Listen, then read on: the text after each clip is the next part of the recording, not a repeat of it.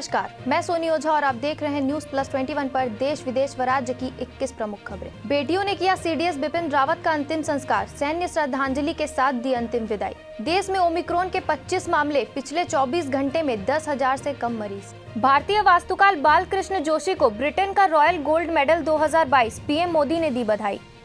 मुंबई के धारावी में ओमिक्रॉन की एंट्री, तंजानिया से लौटे युवक कोरोना संक्रमित। नवाब मलिक ने हाईकोर्ट से मांगी माफी, रोक के बाद भी वानखेड़े परिवार पर की थी टिप्पणी। मुंबई की मेयर को जान से मारने की धमकी, पत्र में लिखा दादा से पंगा लिया तो अंजाम भोगना पड़ेगा।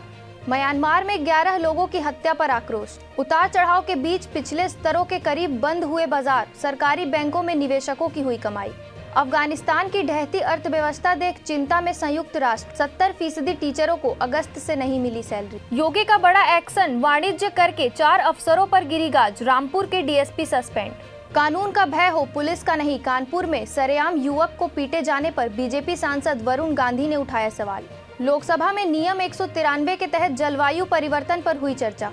जनरल बिपिन रावत की अंतिम यात्रा में शामिल हुए ब्रिटिश उच्चायुक्त। रोहित शर्मा को लेना है 4 मैचों के जख्मों का हिसाब, शुरू की जबरदस्त तैयारी।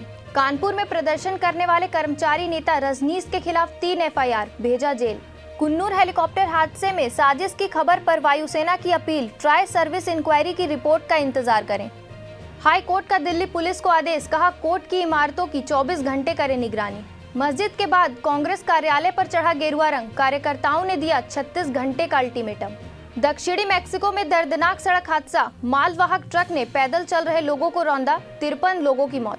दिल्ली में पुलिसकर्मी पर बंदूक तानने वाला शाहरुख पठान को पनाह देने वाला कलीम भी दोषी करार। नए वेरिएंट को लेकर सीएम की चिंता, मुख्यमंत्री बोले तैयारी पूरी, मगर ईश्वर से प्रार्थना करते हैं कि छत्तीसगढ़ में नया संक्रमण न आए। ऐसे ही देश विदेश व राज्य से अपडेट रहने के लिए हमारे चैनल को लाइक और सब्सक्राइब करना ना भूलें। नोटिफिकेशन के लिए बेल आइकन जरूर दबाएं।